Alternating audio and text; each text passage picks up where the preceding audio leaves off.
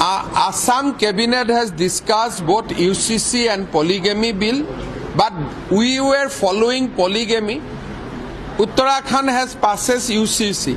So we are now working on aligning both so that we can prepare a robust legislation. We are working on that. But meanwhile, Assam cabinet has passed a very important legislation in last cabinet prohibiting healing. Healing is a very, very dicey subject which is used to convert tribal people.